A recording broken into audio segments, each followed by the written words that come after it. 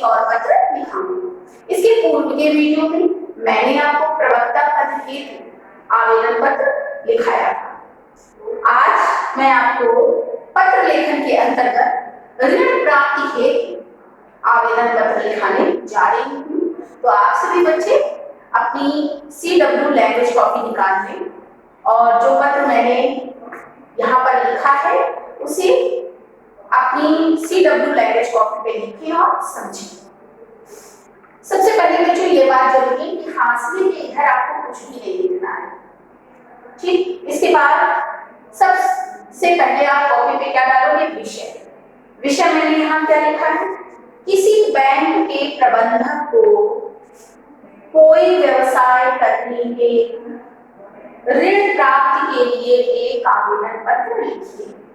क्या लिखा हुआ है विषय में, किसी बैंक के प्रबंधक को कोई व्यवसाय करने के ऋण प्राप्ति के लिए आवेदन पत्र लिखिए। ठीक बच्चों, अब आप पत्र लिखना शुरू करेंगे। सबसे पहले क्या लिखेंगे, सेवा में। सेवा में के बाद आप क्या लगाएंगे, अल्पविराम लगाएंगे। फिर लिखेंगे बेटा क्या लिखेंगे, प्रबंधक, कॉमा लगाएंगे। इलाहाबाद बैंक लिखेंगे, कॉमा लगाएंगे। फिर क्या लिखेंगे, माल रोड, कॉमा लगाएंगे, कानपुर। बच्चों फॉर्मेट में कोई परिवर्तन नहीं होना चाहिए। सबसे पहले क्या लिखेंगे, सेवा में, कॉमा लगाएंगे। फिर क्या लिखेंगे, प्रबंधक, कॉमा लगाएंगे। इसके बाद क्या लिखेंगे, इलाहाबाद बैंक, फिर कॉमा लगाएंगे।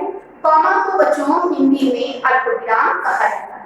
इसके बाद बच्चों माल रोड, कॉमा लगा हुआ है। फिर क्या लिखा हुआ है, कानपुर, और कानपुर के बाद आप क्या लगाएंगे, पूर्णविराम। इसके बाद बच्चों इसी सीट में आप लिखेंगे विषय। विषय में लिखेंगे व्यवसाय के ऋण प्राप्ति के संदर्भ में। क्या लिखेंगे, व्यवसाय हेतु ऋण प्राप्ति के संदर्भ में। इसके बाद भी बच्चों क्या लगाया है आपने, पूर्णविराम।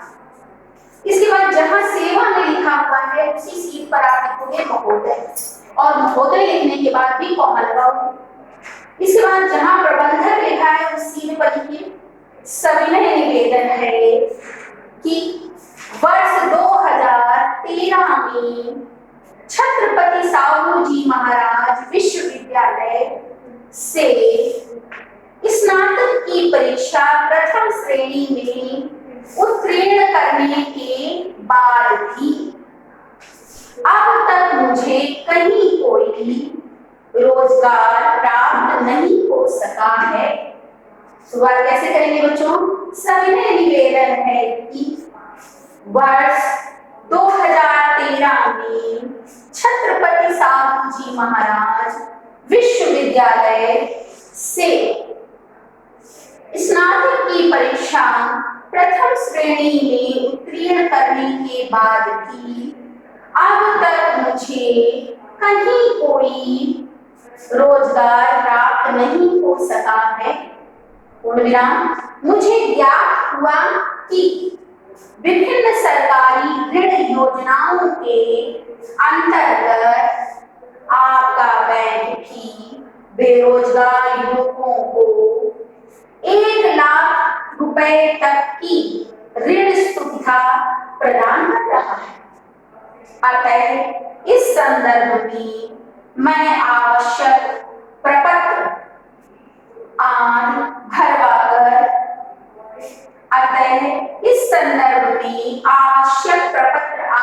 भरवाकर मुझे भी 1 लाख रुपए का ऋण प्रदान करने की कृपा करें। देख लीजिए फिर से बच्चों इस जगह से, सविनय निवेदन है कि वर्ष 2013 में छत्रपति साहू जी महाराज विश्वविद्यालय से स्नातक की परीक्षा प्रथम श्रेणी में उत्तीर्ण करने के बाद भी अब तक मुझे कहीं कोई रोजगार प्राप्त नहीं हो सका है। मुझे ज्ञात हुआ है कि विभिन्न सरकारी ऋण योजनाओं के अंतर्गत आपका बैंक भी रोजगार युवकों को 1 लाख रुपए, यहाँ बच्चों रुपए लिख लीजिएगा, 1 लाख रुपए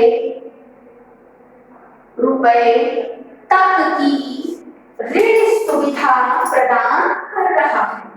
अतः इस संदर्भ में आवश्यक प्रपत्र आदि भरवाकर मुझे 1,00,000 रुपए का ऋण प्रदान करने की कृपा करें। ये तो हो गया बच्चों आपका विषय वस्तु। इसके बाद बच्चों आप क्या लिखेंगे, बिल्कुल सीध में धन्यवाद। जहां प्रबंधक लिखा है उसके ठीक एंगल में क्या लिखेंगे, धन्यवाद। धन्यवाद के बाद संबोधन का चिन्ह लगाएंगे, आप कॉमा भी लगा सकते हैं उस जगह। इसके बाद क्या लिखेंगे, दिनांक। दिनांक में मैंने आज की डेट डाली हुई है, आप कोई भी डेट डाल सकते हैं। इसके बाद बच्चों इस तरफ क्या लिखेंगे, प्रार्थी। प्रार्थी में आप अपना नाम नहीं लिखेंगे, ना रोल नंबर लिखेंगे, क्या लिखेंगे, आवासा। हमेशा ध्यान रखिए बच्चों कि पत्र परीक्षा के दौरान पत्र लेखन सब करते समय कभी भी विद्यार्थी को अपना नाम नहीं लिखना चाहिए, क्या लिखना चाहिए, आवासा।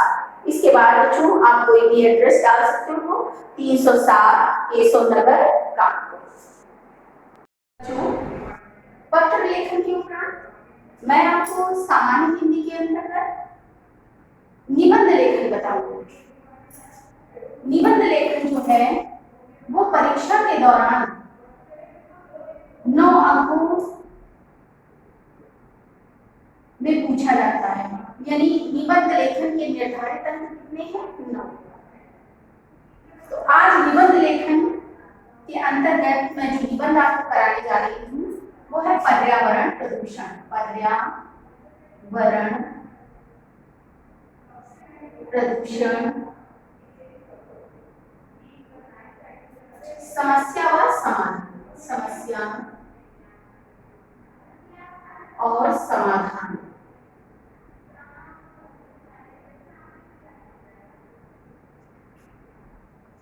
यह निबंध आप लोगों की कक्षाओं में भी पढ़ चुके हैं। तो बच्चों मैं आज आपको इस निबंध की सबसे पहले रूपरेखा बनवाऊंगी। तो रूपरेखा किस प्रकार बनाते हैं जरा ध्यान दीजिएगा, और साथ ही आप अपनी CW लैंग्वेज कॉपी पेज को नोट भी करते जाइएगा। तो सबसे पहले क्या लिखेंगे, रूपरेखा।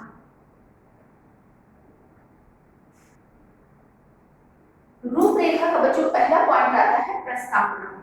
तो आप पहला पॉइंट क्या डालेंगे, प्रस्तावना।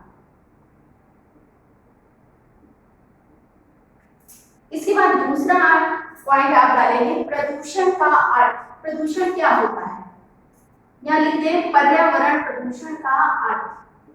पर्यावरण प्रदूषण का अर्थ। अब बच्चों जब कोई समस्या होती, पर्यावरण प्रदूषण आज की सबसे विकट समस्याओं में से एक है। कोई समस्या जब होती है तो वो किस तरह की होती है, कौन से उसके कारण होते हैं, उस समस्या के कारण कौन सी परेशानियां होती हैं, इन सब की क्या की जाती है, चर्चा की जाती है। तो दूसरा पॉइंट आप क्या डालेंगे, पर्यावरण प्रदूषण। पर्यावरण प्रदूषण के बाद तीसरी हेडिंग आप डालेंगे प्रदूषण के प्रकार। प्रदूषण के प्रकार। अब बच्चों प्रदूषण के प्रकार कई प्रकार के होते हैं, तो आप इस हेडिंग के अंतर्गत कई हेडिंग्स डालेंगे। 3.1 डालेंगे। सबसे पहला प्रदूषण क्या है, वायु प्रदूषण। वायु प्रदूषण। दूसरा क्या होगा बच्चों, जल प्रदूषण। तीसरा पॉइंट क्या होगा, ध्वनि प्रदूषण। ध्वनि प्रदूषण। प्रदूषण का एक प्रकार होता है बच्चों मृदा प्रदूषण। मृदा प्रदूषण। और अगला प्रकार होता है रेडियोधर्मी प्रदूषण। रेडियोधर्मी प्रदूषण। रेडियोधर्मी प्रदूषण। इसके बाद बच्चों अगला आता है रासायनिक प्रदूषण। कौन सा, रासायनिक प्रदूषण। तो आज निबंध लेखन के अंतर्गत बच्चों मैं आपको क्या बता रही हूँ, कौन सा निबंध बता रही हूँ, विषय क्या है, पर्यावरण प्रदूषण समस्या और समाधान। इसके अंतर्गत आप रूपरेखा बनाएंगे। रूपरेखा बनाने में सबसे पहली हेडिंग क्या डालेंगे? प्रस्तावना। दूसरी हेडिंग क्या डालेंगे? पर्यावरण प्रदूषण का अर्थ। तीसरी हेडिंग डालेंगे पर्यावरण या प्रदूषण के प्रकार। अब प्रदूषण कई प्रकार का होता है, तो 3.1 करेंगे वायु प्रदूषण, 3.2 लिखेंगे जल प्रदूषण, 3.3 लिखेंगे ध्वनि प्रदूषण, 3.4 लिखेंगे मृदा प्रदूषण, 3.5 लिखेंगे रेडियोधर्मी प्रदूषण और 3.6 लिखेंगे या 6 लिखेंगे 3.6 लिखेंगे आप रासायनिक प्रदूषण। ये तो हो गए बच्चों पर्यावरण प्रदूषण की प्रकार। इसके उपरांत बच्चों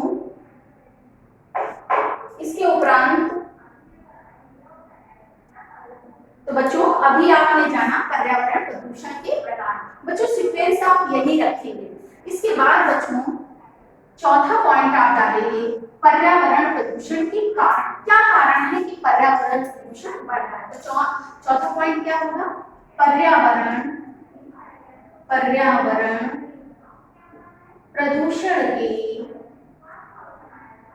प्रदूषण के कारण। अब बच्चों इसके कई कारण है जिसके कारण पर्यावरण प्रदूषण बढ़ रहा है। तो आप 4.1 डालोगे। सबसे पहला कारण क्या है? जनसंख्या वृद्धि। इसके बाद बच्चों दूसरा पॉइंट आता है औद्योगिकरण।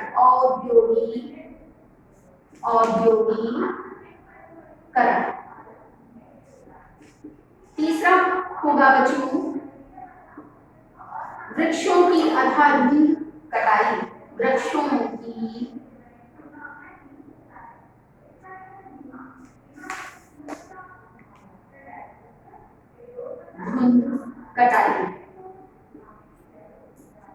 चौथा पॉइंट होगा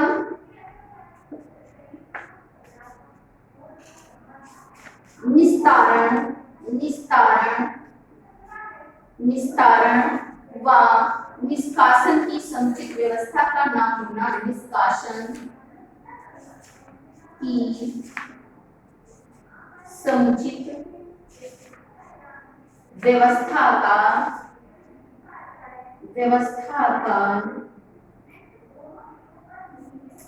ना होना। अगला पॉइंट होगा बच्चों जन जागरूकता का अभाव। क्या होगा? जन जागरूकता का अभाव। और अगला पॉइंट आप डाल सकते हो लचर कानून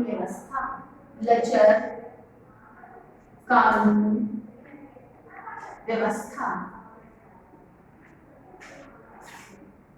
बच्चों पर्यावरण प्रदूषण जो निबंध आप लिख रहे हो इसके अंतर्गत जो चौथा बिंदु आएगा वो आएगा पर्यावरण प्रदूषण के कारण। तो सबसे पहला पॉइंट आपने लिखा जनसंख्या वृद्धि, फिर दूसरा डालेंगे औद्योगिकरण, तीसरा लिखेंगे वृक्षों की अंधाधुंध कटाई, इसके बाद निस्तारण व निष्कासन की समुचित व्यवस्था का ना होना।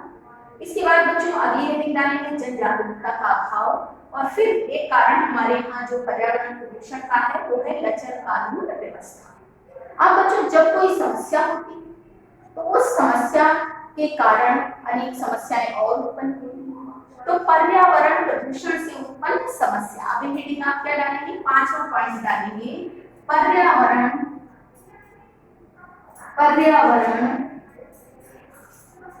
पांचवा पॉइंट डालेंगे आप पर्यावरण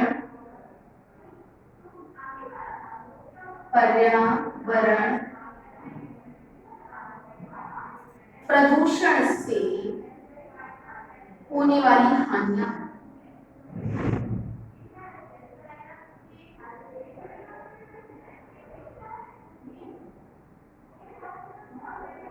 अब इसके अंतर्गत भी बच्चों आप लिख सकते हो कई चीजें कि क्या हो रहा है, लोगों के स्वास्थ्य से खिलवाड़ हो रहा है, अनेक तरह की संक्रामक बीमारियां क्या हो रही हैं, फैल रही हैं।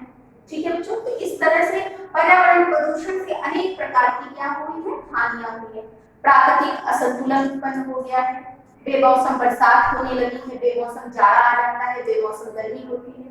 ठीक है, तो पर्यावरण प्रदूषण से होने वाली हानियों में आप इन सब चीजों को क्या करेंगे, लिखेंगे। इसके बाद बच्चों 6 नंबर पॉइंट डालेंगे, 6 नंबर बिंदु डालेंगे आप, पर्यावरण प्रदूषण से बचने के उपाय।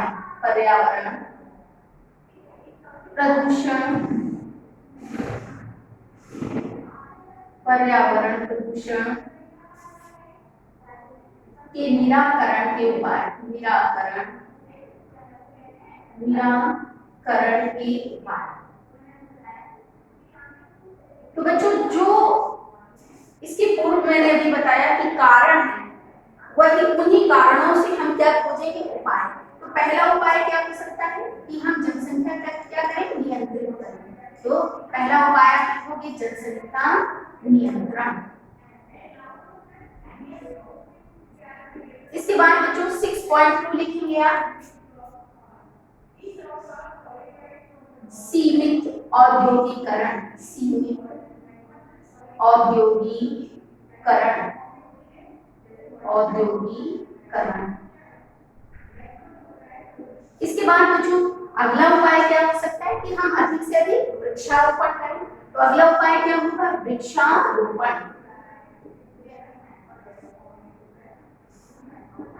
फिर इसके बाद अगला उपाय होगा निस्तारण व निष्कासन की समुचित व्यवस्था। निस्तारण व निष्कासन की समुचित व्यवस्था।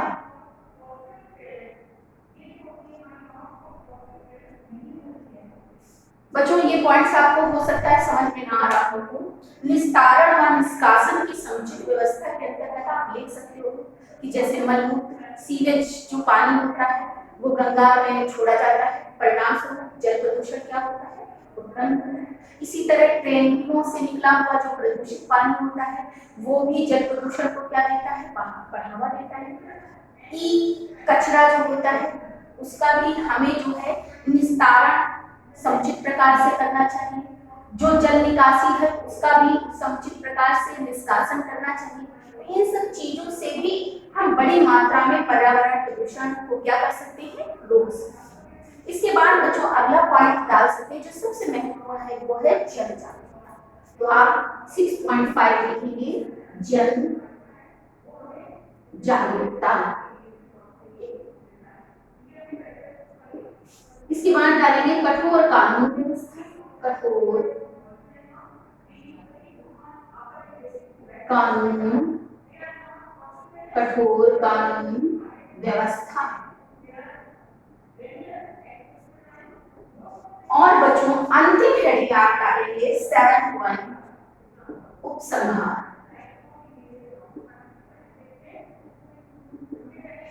तो बच्चों मैंने आज आपको कौन सा निबंध समझाया, पर्यावरण प्रदूषण समस्या व समाधान।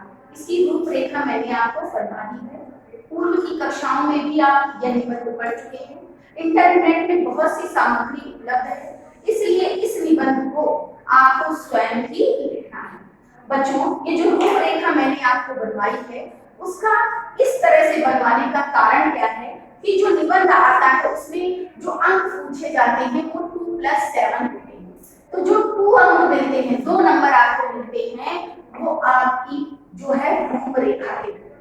तो रूपरेखा बहुत सुदृढ़ बनाइए ताकि आपको 2 के पूरे 2 अंक क्या हो सके, प्राप्त हो सके। तो आज के लिए बच्चों इतना ही पर्याप्त है।